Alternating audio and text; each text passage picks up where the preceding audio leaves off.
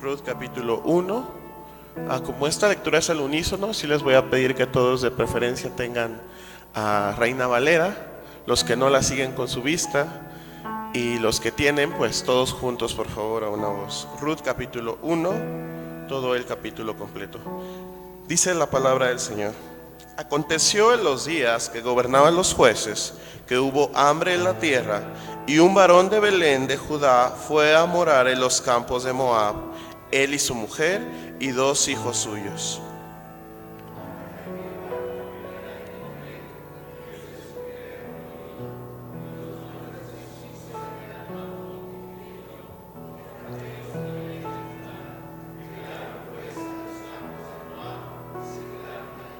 Y murió Elimelec, marido de Noemí, y quedó ella con sus 2 hijos.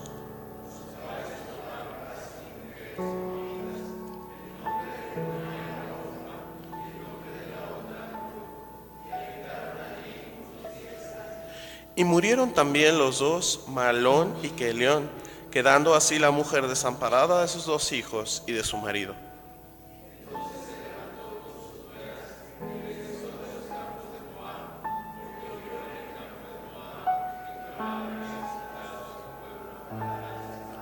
Salió pues del lugar donde había estado, y con ella a sus 2 nueras, y comenzaron a caminar para volverse a la tierra de Judá.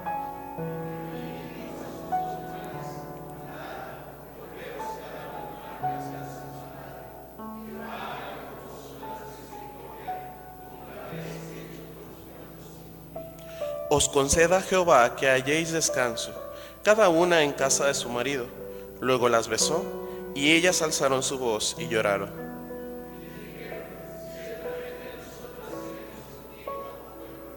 Y Noemí respondió: Volveos, hijas mías, ¿para qué habéis de ir conmigo? ¿Tengo yo más hijos en el vientre que puedan ser vuestros maridos?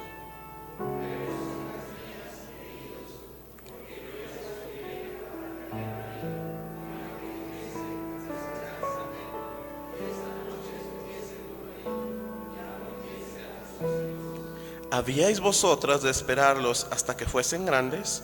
¿Habíais de quedaros sin casar por amor a ellos? No, hijas mías, que mayor amargura tengo yo que vosotras, pues la mano de Jehová ha salido contra mí.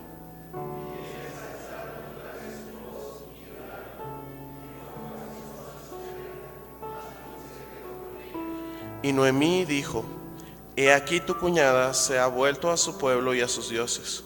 Vuélvete tú tras ella.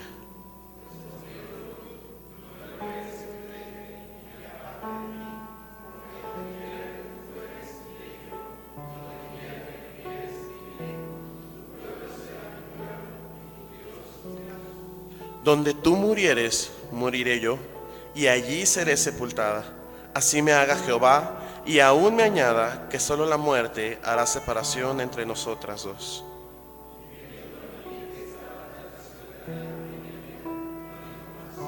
Anduvieron, pues, ellas 2 hasta que llegaron a Belén. Y aconteció que habiendo entrado a Belén, toda la ciudad se conmovió por causa de ellas, y decían: ¿No es esta Noemí?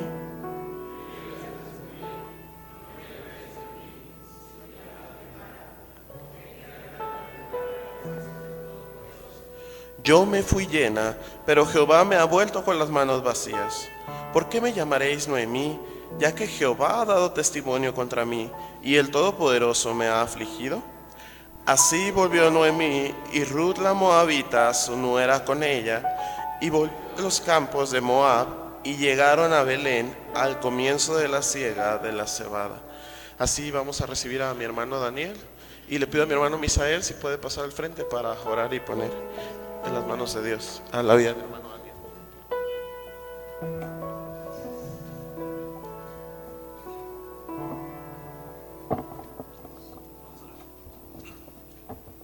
Gracias porque en esta mañana, además de dejarnos, Señor, llegar hasta tu presencia con nuestras oraciones y también con nuestro canto, Santo, Señor, nos permitas ahora escuchar tu voz. Por favor, te rogamos, Padre, que tú te manifiestes y que nuestros oídos espirituales estén atentos, que tú los unjas, Señor, con tu poder, y tu Espíritu Santo haga la obra que necesita hacer en cada vida.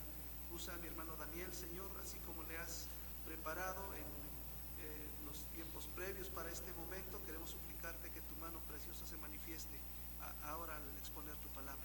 Gracias en el nombre de Jesús. Amén. Gracias, Luisa. Pueden tomar asiento. Gracias damos a Dios por estos tiempos. Quiero comentarles. Traigo todas mis chivas para acá. Eso es.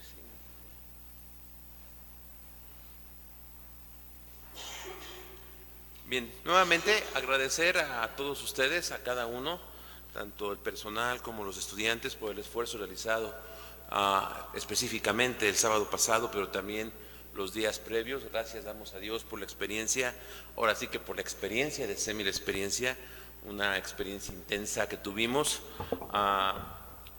los resultados, en fin, las actividades, todo fue de mucha bendición. Y aquí hay varias papeletas que se recogieron de los que pasaron enfrente y con intención de estudiar en algunas de nuestras modalidades. Quisiera hacer énfasis en estos que tenemos aquí porque son los, digamos, que más posibilidades hay de que puedan estudiar. Evelina González Peralta. Evelina González Peralta. Vamos a tratar de tener estos nombres en el Face de Familia Seminarista para que estemos orando por ellos. Evelina González Peralta, Ángeles Fernanda Congo González, Ángel Ariel Ramírez Rivera, Miguel Cancino Ortiz, Cecia Margarita Valdés, Yaeli Yadira Villagrán, y Ingrid Mariel Ramírez García. Son a los que tenemos aquí, y aquí hay otros más, pero que no son de los que pasaron, de los que sí manifestaron de una manera muy clara como estos, pues su intención de estudiar. Todos estos marcaron estudiar nuestros programas, digamos, de licenciatura, en diversas especialidades, pero todos en la modalidad presencial. Entonces, es más, le pusieron beca también, ¿no? Entonces, pues tenemos aquí a 7, vamos a mandar información a control escolar para que empiecen a darle mayor seguimiento y también darle seguimiento a todo lo demás que hay aquí. Entonces, vamos a tener esto en nuestras oraciones. Voy a suplicarle a nuestro hermano Omar que nos dirijas en oración específicamente por los nombres mencionados. Yo sé que no nos los aprendiste todos, pero intentar hacer una oración global y tener esto muy, muy, muy cerca. Oramos.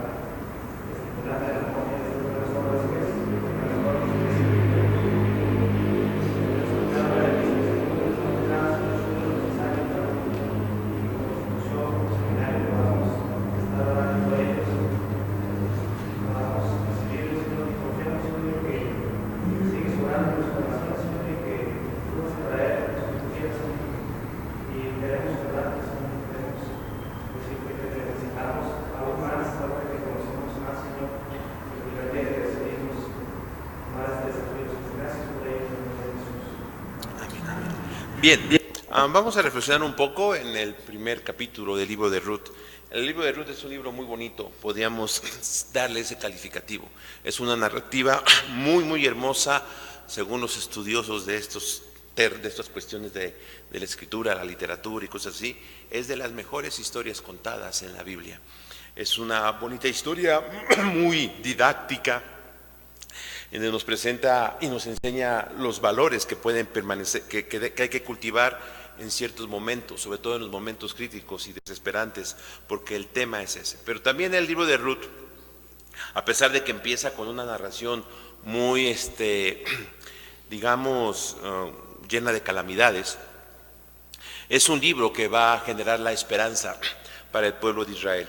Y de tal manera que cuando se colocó el canon del Antiguo Testamento, la colocaron precisamente después de Jueces y antes de Samuel, porque el libro de los Jueces nos narra los momentos más tristes de la historia del pueblo judío, o del pueblo israelita, perdón.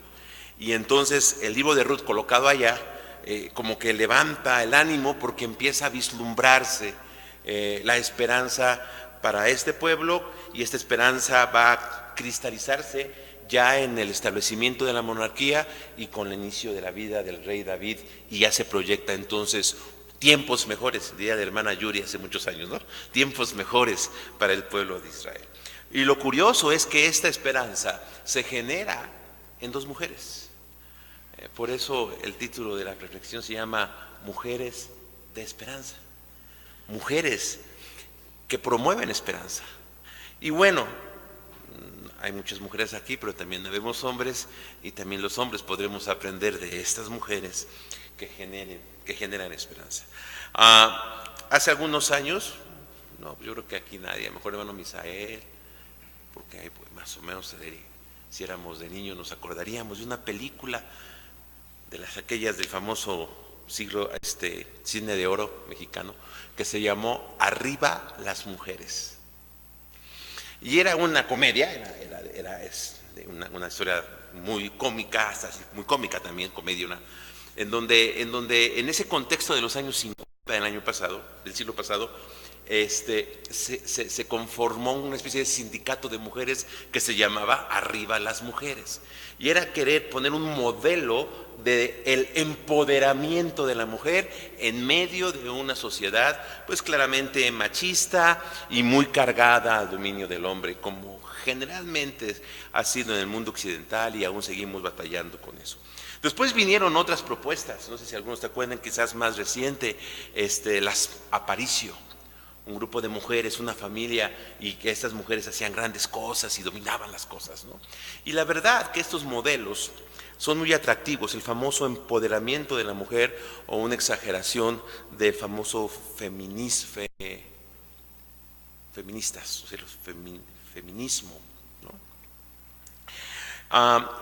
Sin embargo, aquí podemos encontrar una propuesta, un modelo para ser mujer, un modelo de ser mujeres de esperanza, e insisto, de hombres también.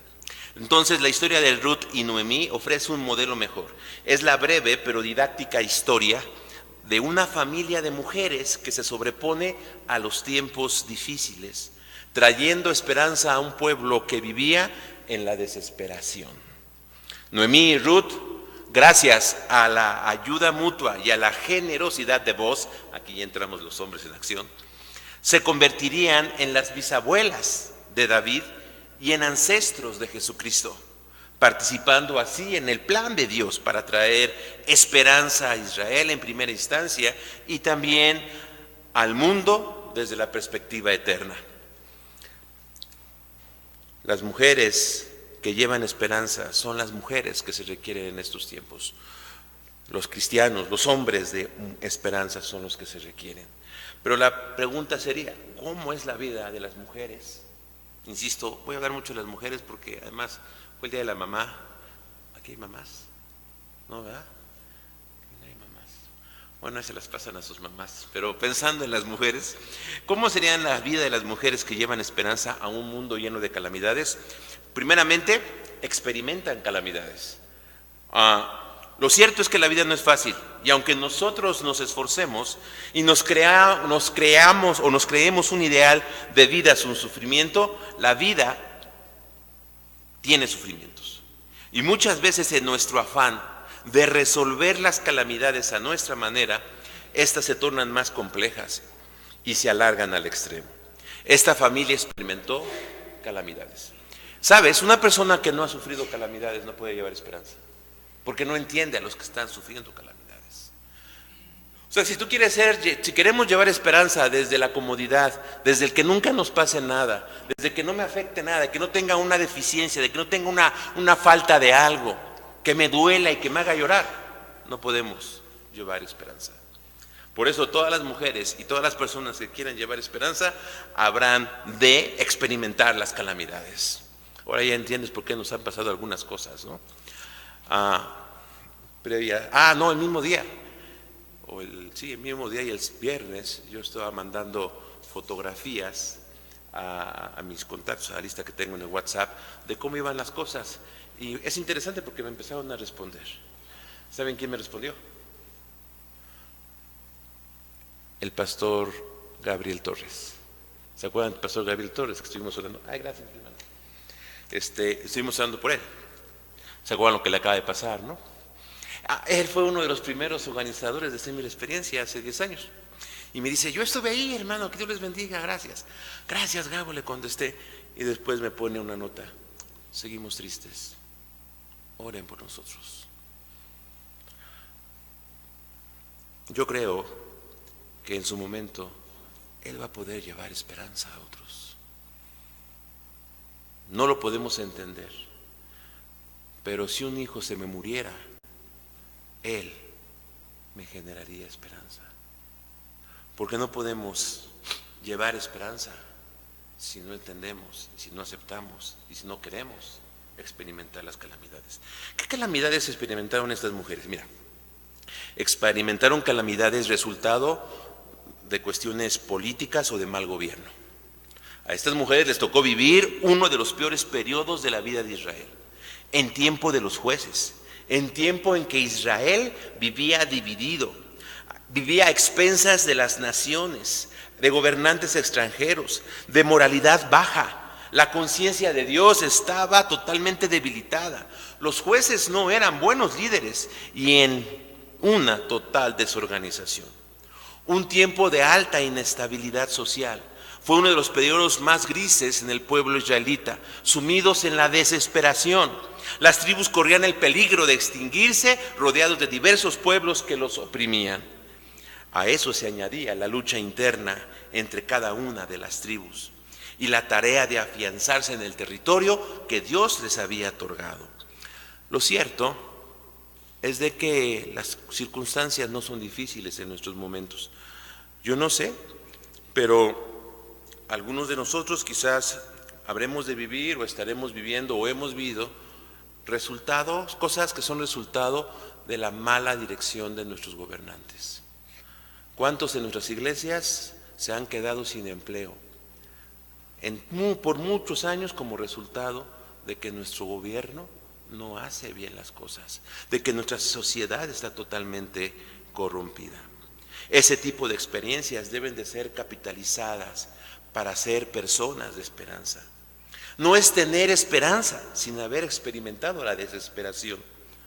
Es crecer en la esperanza en medio de la desesperanza. No solamente fueron sufrimientos por malas decisiones o por cuestiones sociales, también por cuestiones económicas. Tiempos de hambre y de pobreza. Noemí, sus hijos y esposo tienen que salir. ¿Por qué? Porque hay desorden económico. La narrativa tiene una ironía. ¿Dónde viven ellos? Dice que son de Belén. ¿Qué significa Belén? Casa de pan. Y salen de casa de pan porque no tienen pan. Es muy común en nuestros tiempos enterarnos que personas que viven en estados ricos en recursos naturales tengan que salir fuera del país por el hambre. Las hambrunas en esos tiempos eran consideradas como castigo de Dios, y en los tiempos de los jueces las cosas no estaban como para premiar al pueblo de Israel. Así es de que no solamente la cuestión social, sino también la carga de culpa de todo lo que estaba sucediendo. Así que esta familia que experimenta la hambruna emigra a un país donde es seguro que no serían bien recibidos. ¿A dónde se fueron? A los campos de Moab. Moab fue el pueblo que surgió de la primera hija de Lot. Eran parientes lejanos de Israel y acérrimos enemigos. Fue uno de los pueblos de los cuales Dios les dijo que no se relacionarán con ellos. Sin embargo, en un momento de desesperación material, huyen a una tierra inhóspita. Estas cuestiones de las migraciones no son nuevas y habremos de aprender, entre comillas, ver a estos hermanos centroamericanos que vienen a nuestro país. Y cuántas veces quizá vamos en el auto y cerramos la ventana porque se acercan a pedirnos una moneda. Salen huyendo por la escasez y van caminando a un país que los habrá de rechazar. Y de pasada, cuando van aquí entre nosotros, pues también algunos les rechazamos. Los moabitas no eran muy buenos, que digamos. Uno de los reyes de Moab, Eglón, al que llamaban el Gordo, había oprimido a los israelitas por 18 años. Tuvieron que moverse a ese lugar. Ante la falta de bienestar y estabilidad, nos vemos tentados a optar por muchas maneras, aunque sean peligrosas. Pero no solamente fue la cuestión económica, también desgracias de muerte, duelos. Los duelos, las partidas, las pérdidas. Lo cierto es que la vida es esa, pérdida y dolor. Es más, ustedes no se acuerdan, pero les dolió nacer. El nacer es uno de los dolores más grandes, nada más que no nos acordamos. Y ahorita en la iglesia tenemos una hermana que tuvo dos gemelitos, ¿no? Dos niña y bueno, no son gemelos, son cuates, una niña y un niño, pero nacieron un poquito antes, y bueno, no nacieron antes, trajeron algunos problemas ahí, y los niños están batallando, están sufriendo por poder comer, tienen problemas estomacales y muchas cosas, ¿no? Cuando tengan 5 o 6 años no se van a acordar, pero la vida es eso, entrar a serias dificultades, no podemos negarlo. No solo la desgracia social y material, sino la familiar y aún la existencial. La mujer se va quedando sola, sin tierra, sin marido, sin hijos y solo con sus nueras. Bueno, aquí no hay ninguna hermana que tenga nueras, pero yo imagino, o le pregunto a las hermanas, ¿cómo se siente? Pues su esposa no tiene nuera, se queda solo con la nuera, ¿no? Y a veces la relación suegra-nuera no es una de las más bien descritas en nuestra sociedad. Pero va a situación cada vez más profunda, ¿no? Muy independiente de todo, lo cierto es que la vida es una serie de experiencias de duelos, porque se nos quita, ¿sabes?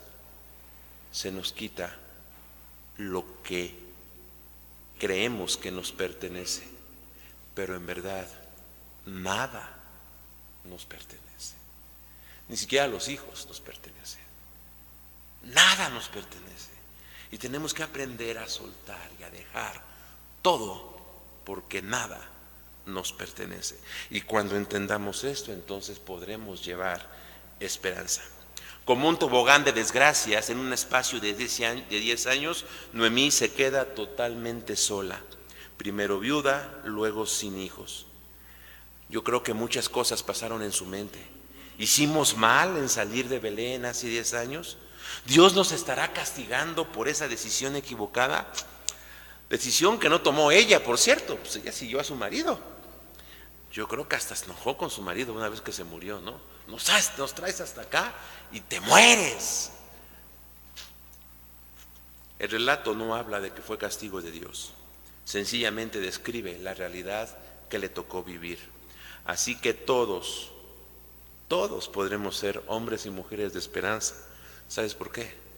Porque todos vamos a padecer calamidades o las hemos padecido. Segundo aspecto, integramos las calamidades a la vida. Si la existencia no está exenta de dificultades, uno debe aprender a vivirlas como lo aprendieron estas mujeres. Los sentimientos de frustración, de desencanto, de tristeza, seguramente llegaron a sus mentes y sus corazones. Fueron canalizadas todas estas de manera adecuada. ¿Sabes cómo? Madurando.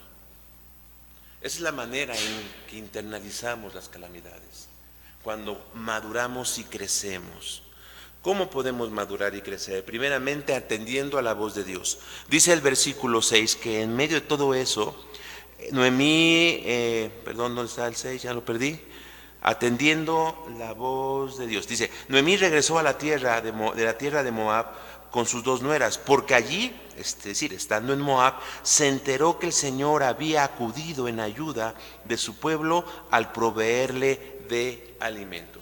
Ella sabía, se enteró en Moab que Dios había castigado a Israel con la hambruna, pero estando en Moab se entera de que Dios ha visitado con bendición a su pueblo y entonces opta por regresar.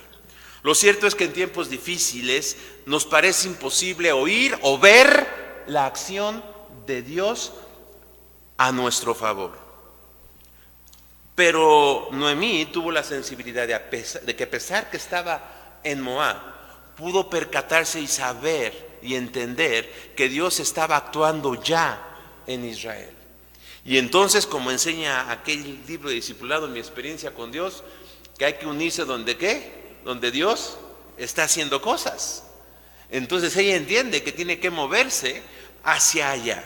Y de esa manera comienza a entender por qué ha sufrido y cuál es la razón de su calamidad. Cuando se entera de estas cosas, empieza a cambiar, que empiezan a cambiar. Cuando se entera de que las cosas comienzan a cambiar en su país, decide regresar. Y no solo discierne la acción de Dios, sino que actúa conforme a ella. Yo no sé si tú o nos percatamos de lo que Dios está haciendo en la vida de ellos, en la vida de los que vinieron. Siguiendo la idea, entenderíamos, pues sí, Dios está actuando en su vida. ¿Qué tenemos que hacer? Pues unirnos al actuar de Dios en ellos. Tiene una aplicación, ¿no? Pero es obedecer la voz de Dios, porque acuérdate que cuando Dios hace, habla, y cuando habla, hace. Para Noemí, la acción de Dios es la misma voluntad de Dios expresada. Por eso atiende a la acción de Dios y se une a ella. Pero también admite su desgracia. Noemí reconoce su dolor aún después de que regresa a Belén. Primero lo reconoce ante sus propias nueras, al momento de despedirse y ante el asombro de su regreso por parte de las otras mujeres también allá. No oculta, no pone gesto de dureza o seriedad que finge impasibilidad o estoicismo. Es decir, muestra plenamente sus sentimientos y su sufrimiento a los demás y dice, sí he sufrido, sí estoy sufriendo. Somos muy curiosos cuando alguien nos dice, ¿estás mal? ¿Estás triste? No. Oye, ¿te está afectando esto? No, para nada. Así nunca podemos llevar esperanza. Aunque su percepción es incorrecta, ya que ni se fue vacía, no regresa vacía. Ella cree que regresa vacía, pero en verdad regresó vacía. A ver, ¿regresó con dinero? No. ¿Con posesiones? No. ¿Con marido? No. ¿Con hijos? No. ¿Con qué regresó? ¿Con Ruth? Entonces, no regresó vacía. ¿Y sabes? Nunca nos vamos a quedar vacíos. ¿Sabes por qué? Porque siempre va a haber alguien ahí contigo de parte de Dios. Un amigo, un vecino, un conocido. Siempre va a haber alguien. Aún los que viven, entre comillas, solos, Siempre hay alguien allí. Nada más que como no queremos aceptar nuestro sufrimiento y nuestra necesidad, no vemos que allí está, de parte de Dios, un prójimo, por medio del cual nos habrá de bendecir. Aunque sea tu nuera, y mira quién fue, aunque sea tu yerno, aunque sea nuestra nuera, aunque sea nuestro yerno, allí va a estar. Sí, aunque sea ese o esa, o ella o él, que estás pensando que no la soportas, pues un día Dios te va a dejar solo con él, o solo con ella, porque allí vas a encontrar la compañía y el consuelo de Dios para hacer esperanza. Pero si tú rehusas, ni tú vas a tener esperanza, ni mucho menos vas a llevar esperanza. Abriéndose a la acción de Dios. Es verdad que ella se siente víctima, pero no se estaciona en ese estado. Ella había vuelto a casa vacía, pobre, viuda y sin hijos. La copa de la aflicción fue una copa muy amarga. Conviene mucho que nuestro corazón sea humillado bajo providencias humillantes. No es la aflicción misma, sino la aflicción bien llevada la que nos hace bien. No es limpieza de intenciones al ser afligidos, sino la sensibilidad a no dejarnos invadir con resentimientos, odios, culpas y amarguras. ¿Sabes por qué la gente es complicada? Porque no ha aprendido a asimilar sus sufrimientos y empieza a repartir su amargura por todos lados, a donde quiera que va, de una o de otra forma. Sin embargo, Noemí estuvo dispuesta a vivir los valores emanados de la fe en su Dios, la fe de su pueblo. Al llegar al pueblo, todos se alborotan, especialmente las mujeres, ¿no? Ya me imagino ahí, dice, ya llegó Noemí, ¿te acuerdas de Noemí? Pues acaba de regresar. ¿Será ella? Mira cómo está de avejentada, ¿no?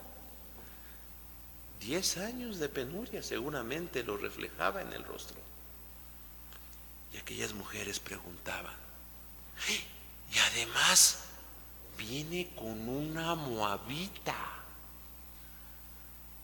Nada más ellas dos solas. Probablemente los de la teología gay aquí verían una relación lesbiana. Todo eso. Sin embargo, Noemí mantiene e integra la calamidad, sin amargarse. Pide que no la llamen más por su nombre. Las cosas durante esos 10 años en Moab han impactado demasiado. Llámenme Mara, que quiere decir amarga o amargura. Y parecería que entonces Noemí se siente o está amargada. Da su razón, Jehová me ha afligido y el Todopoderoso me ha abatido. ¿Tú te has sentido profundamente humillado, abrumado, desesperado? ¿Y podrías decir que es Dios el que lo ha hecho? Allí comienza la resolución. Cabe aclarar que el sentido de la palabra Mara es ligeramente diferente que el sentido común que le damos a este vocablo. Algunas traducciones procuran captar el matiz que hace que la palabra amarga se refiera a la experiencia de la vida que le ha tocado a Noemí vivir y no a la actitud de ella hacia la vida. Llámenme amarga porque las experiencias que he tenido han sido amargas. Mas, sin embargo, he escuchado la acción de Dios, he visto la palabra de Dios y entonces reconozco que en todo esto estuvo Dios y he regresado. La problemática de la muerte y el vacío la ha vivido y la vive aún, pero no abandona su fe en Jehová, que también es el Eterno y que también es el Todopoderoso. Y es allí donde se comienza a solucionar la experiencia de las calamidades. Para esto tienes que aceptarla, que lo has sufrido y que lo estás padeciendo. Y por último, no solamente es cuestión de experimentar calamidades o de asimilarlas, sino ser sabios en medio de las calamidades. Es decir, vivir los valores. Existe la sensación de que si experimentamos alguna aflicción o sufrimiento, no estamos tan obligados a ajustarnos a los valores que hemos elegido o que hemos decidido tener. Como que en esos momentos en que hay la escasez o el sufrimiento de un cáncer, de la pérdida de algo, como que no hay mucho problema, como que no es cuestión en estos momentos, hermano, de que usted me diga que me porte bien, necesito que me consuele. No fue así aquí. En el caso de estas mujeres no es así. Ambas, y déjame expresarlo con esta analogía, son capaces de vestirse bien, es decir, conducirse sabiamente, aunque las cosas estén mal. Repito, somos muy dados a pensar que si las cosas están mal, no requerimos vestirnos bien, no requerimos ser tan sabios. Eso es como una especie de teología católica que piensa que el sufrimiento te purifica. No es así. Ellas se visten bien, se comportan ejemplarmente en medio de todas estas circunstancias. Y entonces aquí vienen las grandes lecciones de la historia de Noemí y Ruth. Viven los valores en medio de todo esto. ¿Cuáles son algunos de ellos? Primeramente, el amor. Versículo número 8. Entonces Noemí les dijo a sus nueras: miren, vuelvan cada una a la casa de su madre, que el Señor las trate a ustedes con el mismo amor y lealtad que ustedes han mostrado con los que murieron y conmigo. Ahorita que estaba viendo el texto, estábamos leyendo el texto, me imagino a Noemí caminando, diciendo, pues bueno, ya escuché, vámonos. Su primera fue, vámonos todos, y ellas dos también, vámonos a Belén, vámonos a Israel. Y empieza a caminar, pero yo creo que después recapacita y dice, espérate, ¿cómo van a tratar a estas moabitas allá en Israel? Pues a mí sí me gustaría que me acompañaran. No voy a llegar sola, voy con alguien, voy con dos. Pero ella en ese momento no piensa en su bienestar, piensa en lo que le puede pasar a Ruth y a Orfa. Y entonces les dice, espérense, ustedes han mostrado amor y lealtad para conmigo. Yo tengo que mostrar amor y lealtad para con ustedes. Regrésense. No lo dice el texto, pero podemos inferir en base al contexto que eso sucedería si llevaban Orfa y Ruth a una tierra diferente a la suya. Los deseos de Noemí son para el bienestar de sus nueras, en reconocimiento del buen comportamiento que ellas han tenido con los muertos y con ella misma. Lo menos que queda es ser sincera con ellas y no coaccionarlas a permanecer.